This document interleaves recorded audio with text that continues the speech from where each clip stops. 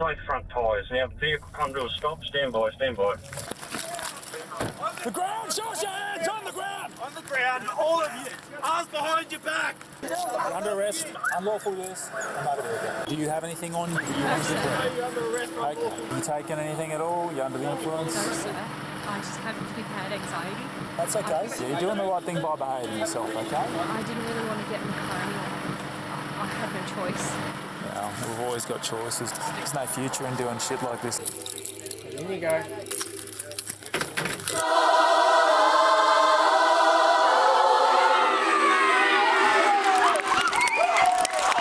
Queenslanders living in fear down the barrel of the youth crime spiralling out of control. The young people have become more street smart. You're under arrest for unlawful use of a motor vehicle. You see an escalation in that behaviour. Burglary, unlawful use, dangerous operation of a motor Allegedly vehicle. killed by teenagers in stolen car. You're all under arrest. It breaks your heart. It's also frustrating. Frustrating for the community. It's frustrating for us. Social media, mainstream media. Why are these kids out on the street? Providing the medium for these young people to gain notoriety. Get out of here, you'll be arrested.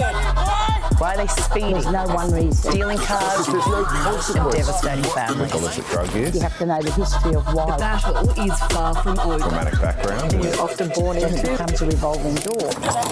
That's hard, man. That's hard shit to deal with.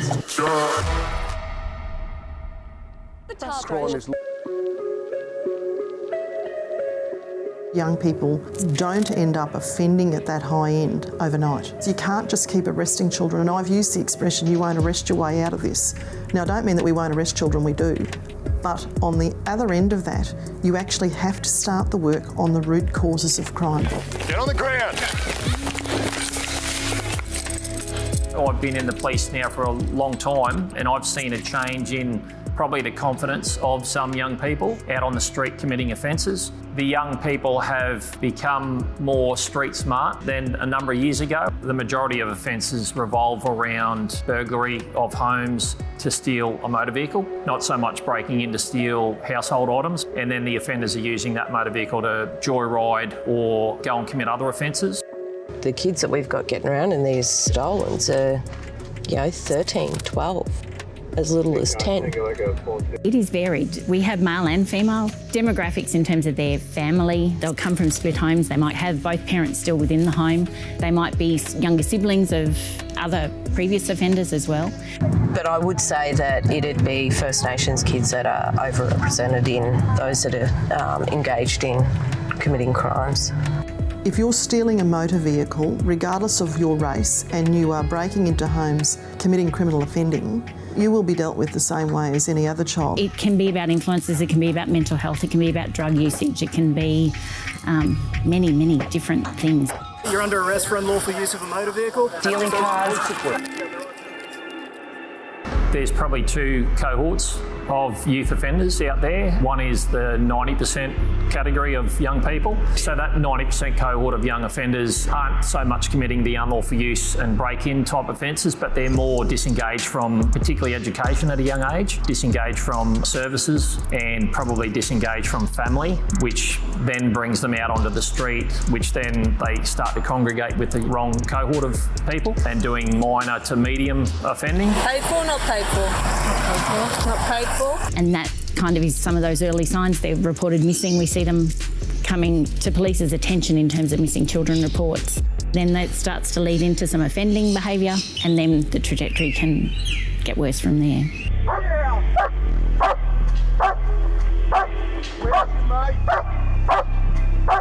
And then there's the 10% serious repeat offender cohort who are in and out of our detention centres, commit approximately 46% of all youth crime, and they're committing serious offences: burglary, unlawful use, dangerous operation of a motor vehicle, arson of a motor vehicle, that type of offending, so on the more serious scale.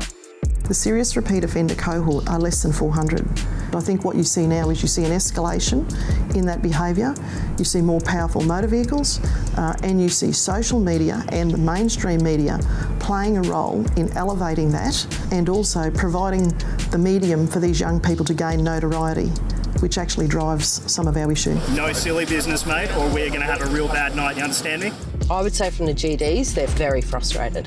They're out there chasing these stolens or, you know, going from break-and-enter to break-and-enter and doing the paperwork, putting the young person before the court. That's that 10% serious repeat offender cohort. And that revolving door of getting arrested, going into detention, being released, getting arrested again, going into detention, being released.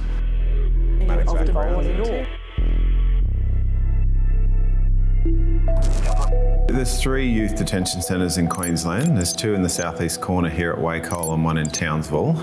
There's a combined built capacity of 306 beds across the state, and this morning, for instance, there's about 282 young people in custody. Heavily structured environment in detention. A young person typically is woken at about 7:30 in the morning. They're in an accommodation unit with about 8 to 10 of their peers, usually with a staff member for every 4 young people. Day will start in terms of them undertaking chores, cleaning their room, undertaking hygiene, personal hygiene. Then they'll sit down and have a communal breakfast in that accommodation unit. They'll attend school. So it's a heavily structured timetable based on the individual needs of the young person, but they'll go to classes, up to 5 classes throughout the day. There's quite a few children who do come out of there and they do change, but with the right support, right transitional programs, they can change. There is a perception that young people come into detention, and we've heard the phrase that it's a holiday camp. I challenge anyone who's worked in these environments or visited one to understand what holiday camp locks you in your room for 13 hours a day and tells you what you can and can't do at every minute of the day. Young people respond to structure and routine in these environments because sadly they've not had that in their lives to date. While they're getting attended to in these institutions, nothing's happening in the home to change the home situation. So a lot of the families that we deal with are those intergenerational families known to the justice system, very much struggling to get out of the usual rut in terms of criminal behaviours. If they don't get that and they don't get the parental support and the right people in those transitional programs, then it becomes a revolving door. We do have some young people who their life circumstance is that poor that they find this a safer environment, and that's the sad reality. Circumstances such as domestic violence, alcohol abuse, physical abuse, poverty, incarceration. Some of those young people live on the street. So in terms of coming to detention, they're fed, they've got a room, and they're surrounded by people who are not going to harm them, essentially. If they think in jail is a better place than their home, there's obviously issues in the home that we need to fix. That is not the majority, that's the exception. We do have some young people who, through negative peer associations, poor networks, family breakdown, they find themselves in situations where they've made mistakes. Across all young people in Queensland, from 2012 to 2022, there are almost 80,000 more young people in that age group. Amongst that, there is a reduction of almost 4,000 unique young people coming into the youth justice system. That's quite a remarkable downturn, to be honest, over 10 years, and it tells me that things are working in the system over the lifespan to keep children out of the system and reduce that behaviour. Did you think about the people you were stealing from? No, didn't have a clue. Didn't really care. And now, I actually do want to go back to them people and tell them how sorry I am. But that's the only thing I learned, because that's the only thing we could do, is steal from the shops and from people and all that. Well, there's no one reason. There's a number of reasons why children are out committing crime. And I think you have to know the history of why. What is their lifestyle like? What's happening in their homes that they're not in their homes? 0 to 18 is a very, very strong time of our brain development. Specifically 0 to 3 is very much tuned for our brain to grab attention from our carers. Trauma impacts the way the brain's architecture is formed, and that's now been shown through neuroimaging studies. I didn't know my father or even see my mother until I was 5 years old. Parents should be involved with every stage of their children's lives, from birth through to adulthood. A lot of kids that we're dealing with, mum or dad's in jail. Yeah. They're living with grandma. Grandma's a bit too old to be chasing them around and stuff like that. So trauma It's something you're often born into without even realising it, depending on the amount, which you could call adverse childhood experience, or the ACE score. Mostly the people we're putting in jail have ACE scores that we're not even being able to calculate because they're outside the score of 10. So Andrew and Fletty established one between 0 and 10, but that was based off educated people that managed to go to college and had a healthcare plan. The way it impacts that part of the brain is to affect the physical connections. So you need strong physical connections to be able to make short-term decisions. Me and my 3 other siblings walked the streets. My little sister was still a baby. I was probably 2, had no food, no nothing. We went from door to door, couch to couch, all that. The majority of children who are committing these crimes come from poverty-stricken homes. It was always raining, freezing as hell. No shoes, ripped up clothes, and we always used to steal from the shops. Baby formula, food for us, clothes, whatever we could. It's all about the poverty-stricken homes, overcrowding in homes, and what little food is there, they've got to share. And we don't have a problem sharing, but if there's not much there to share, and then of course it just gets bigger and bigger. They start off stealing food and then it gets worse. We look at Maslow's hierarchy of needs. They need a roof over their head, they need food in their bellies, they need to know right from wrong.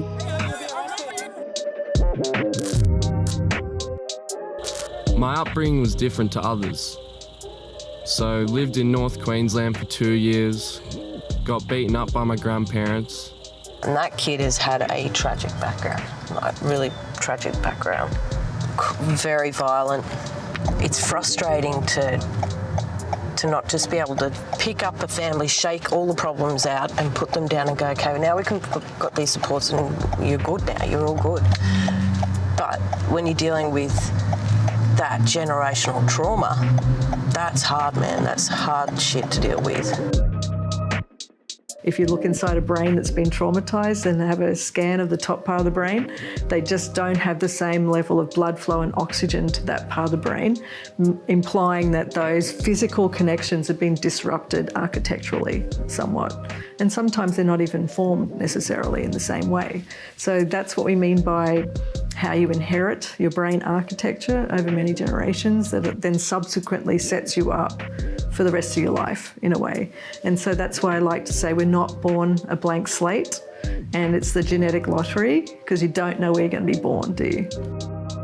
You have to have strong parents in the homes, and if you know the history of the colonisation of this country, the men were taken away with the first contact. So there goes the head of the house.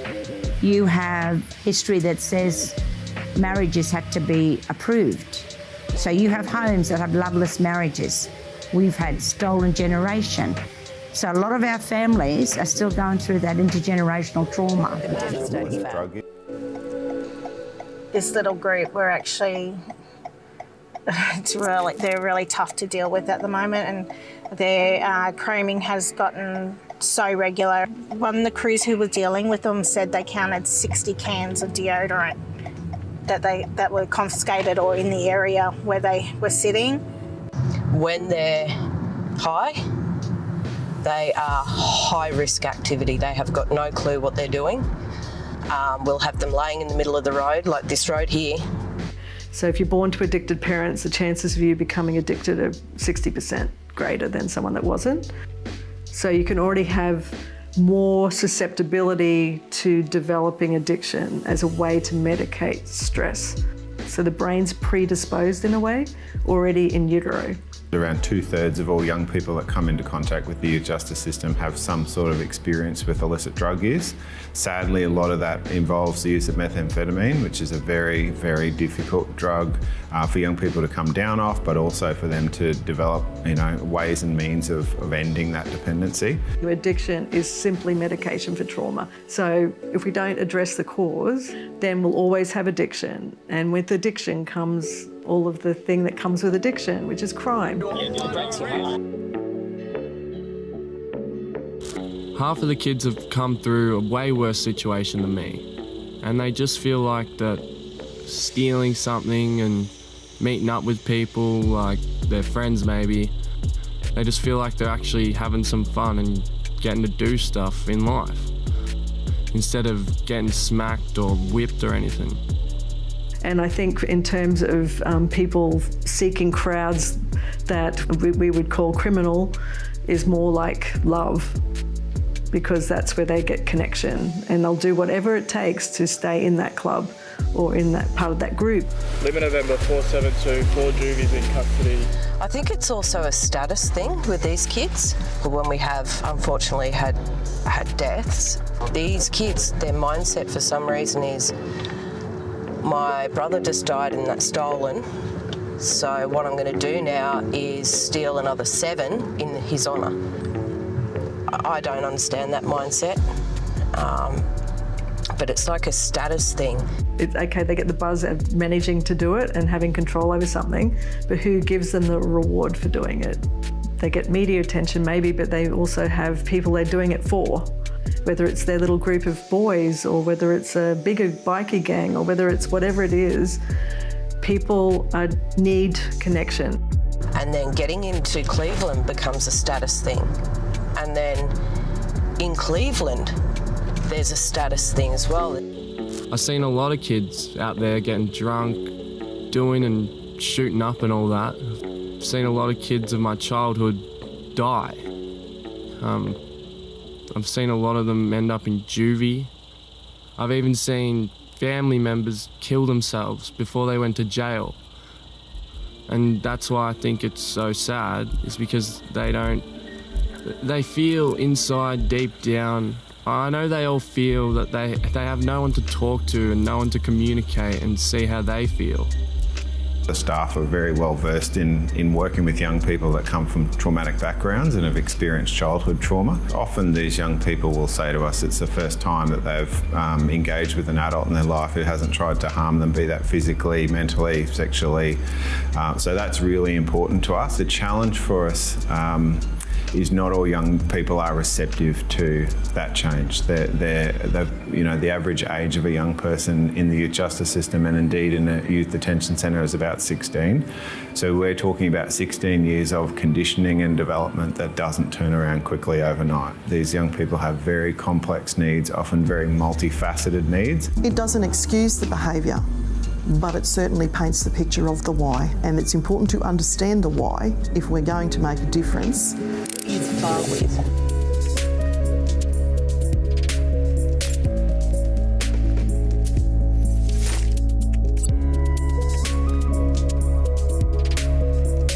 Since inception, the task force work has been incredible, I think, on what it was meant to deliver. And we're starting to see some benefit on that.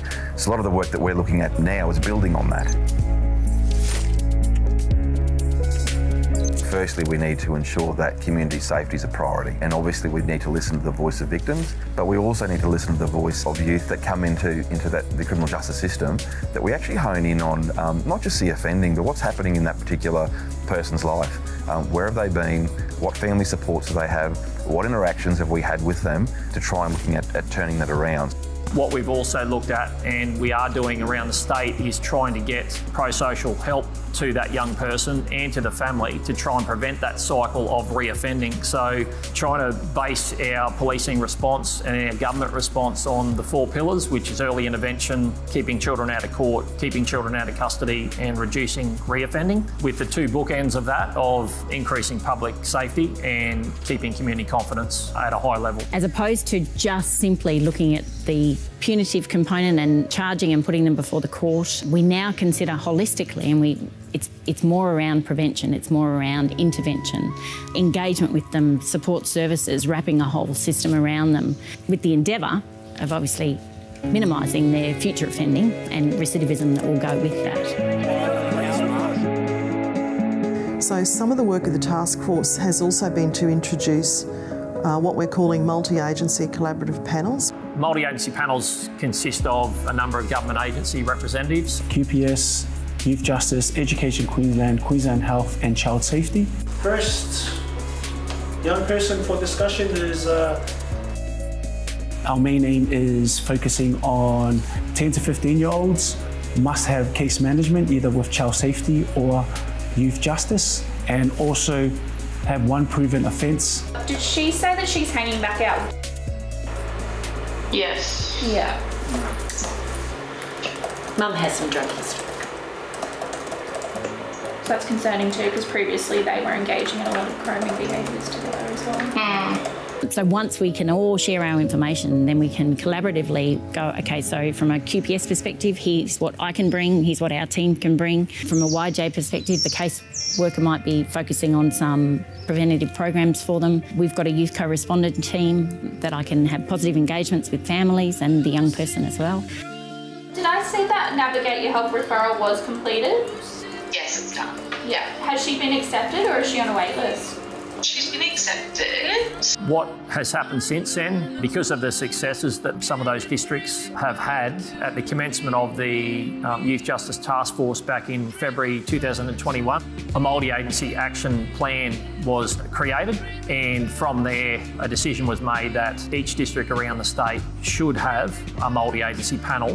Every location will have different pieces, I guess, of the puzzle, and how do we actually coordinate and join them up better? If we can start to do that, you're actually going to start having a greater impact, and there's almost like a multiplier effect that actually starts to happen. So with the youth co-responders, we have a youth justice staff member that go alongside the QPS rep. I think it's excellent. Do you know why I think it's excellent? Because it's the only business that works for 24 hours, and all the other government departments work from 9 to 5. Crime is on every other side of that. And the co-responder, to my knowledge, works with the children after hours.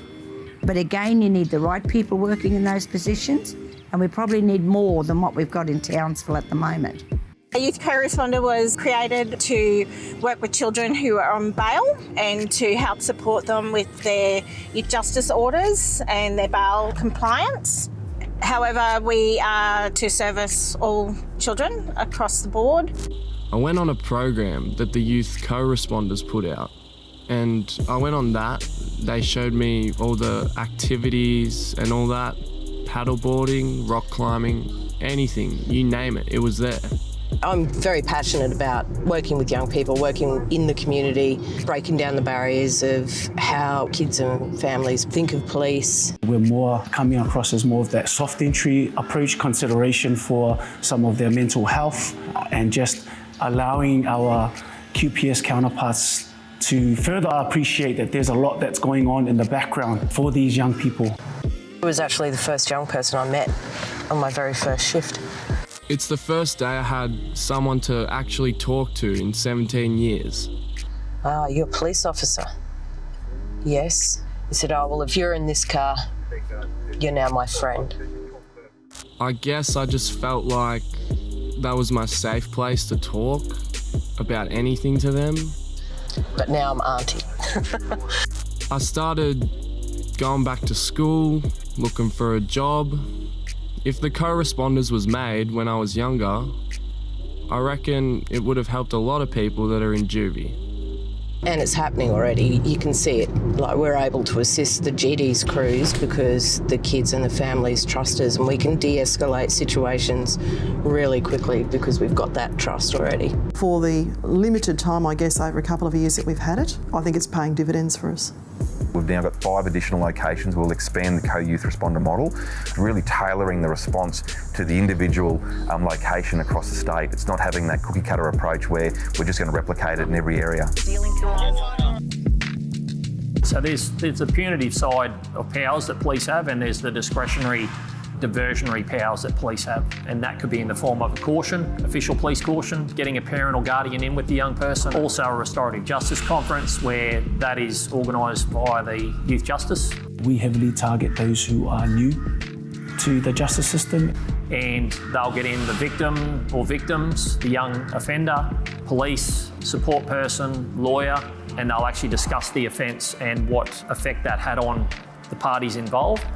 And they'll organise and come to an agreed solution at the end so the young person doesn't appear in court. They've heard how it's impacted not only the victim but beyond the actual victim, and then to agree to do something that's reparative for the victim and as well as the community, If a young person goes through the restorative justice process and makes commitments in terms of what they're going to do to repair some of that harm, they'll be given a time frame to do so. And if they don't comply with that time frame and haven't completed their obligations, then sometimes that matter can be referred back to police to say, what are my other options? And one of those might be that offence is now going to be sent to court.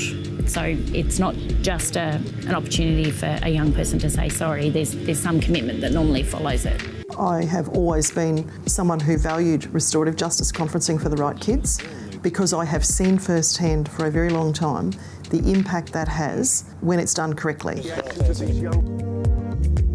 Between the Queensland Police Service and Youth Justice, we created this 72-hour plan to make sure that from the point that the young person gets released from a detention centre, there's someone there responsible, someone there to care for the young person and to support them and to supervise them for the next 72 hours.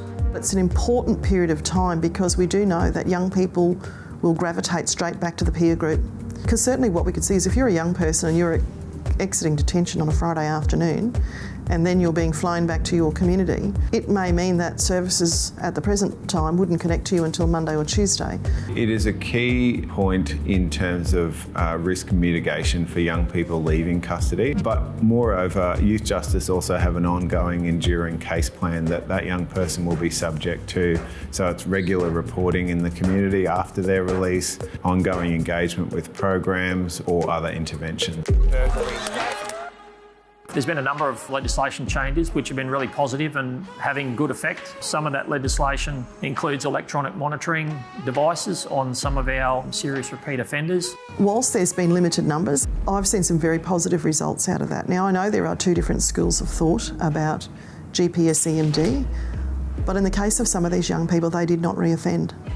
Owner-onus provisions, so in relation to young offenders getting in cars and hooning, the owner-onus provisions now put an onus on the owner of the vehicle to say who owns the vehicle and who had the vehicle at the time an offence happened. Reverse presumption of bail has been an important measure for us. And you will hear police talk about the revolving door. So now it is upon the young offender in court to prove why they should get bail, rather than the other way around, that they would normally get bail. If you're stealing a motor vehicle or motor vehicles every night and you're breaking into homes, the community would expect us to intervene. And we certainly do as police, and we work very hard on that. And it's important that we do because that's about community safety. If we see some of that legislation, it builds on some of the work that's been done previously around our serious repeat offenders. It needs to be looked at also with the initiatives that have been announced, such as our high visibility policing that's been funded for the next 2 years. There's an initiative in terms of enhancing our flying squad that doesn't just provide an ability to go on the ground to where it's needed in the hotspots, but that particular model is bringing youth workers with our police into those areas across the state. We've not done that before through a flying squad concept. So it's not just the legislation, it's that working with all these other initiatives together that basically goes towards, hopefully, having a significant impact. There is, a group within the group of serious repeat offenders that are probably destined for adult jail. They just will refuse any form of help, and criminality is their way of life, which is a sad thing, but we won't give up on them. Does it sometimes feel like you're beating your head against the wall? Yes. But we do have some small wins, and when we do, we celebrate like hell. We've got a couple of young people that have got jobs, and that's through pure good engagement, like just solid engagement. We have some where they've gone from very high risk offending to now medium to low risk offending, some who haven't committed an offence in the last 6 months, which might not sound like a lot, but for the young people that I'm thinking about is huge. Because as a young person starts, if they're starting offending at 10, it can tend to escalate in terms of the number of offences per year based on age. So for them to hit 15 and their offending to go down can be just unheard of. The next step really is to, embed the work of all agencies and service providers in the youth justice system. Because of the complexity of need of a young person, it's not work that can be done in isolation. No single government department or service provider can fix a young person. My thoughts of my future was jail, and the road I was heading on was a very hard one because I was getting in trouble by the police. never listened to no one, and just kind of went my own way. We all have a responsibility here to make a difference. That's why there have been various agencies involved in the task force. So I say to victims, we will continue to give this everything we have. If we can have community feeling that safe, and obviously how much we can actually attain in success with some of our youth to be able to come back in the community to contribute to what we're doing. Now, my dream is becoming a police officer and helping other younger kids actually respect the law and see what they're actually about. Once you start to do that, you actually start to get some buy-in and some trust. I'm not saying it's easy, it's hard, it's quite challenging and it's difficult, but when they actually see they're part of that process, you start to see those synergies have impact and ripple effect right across community.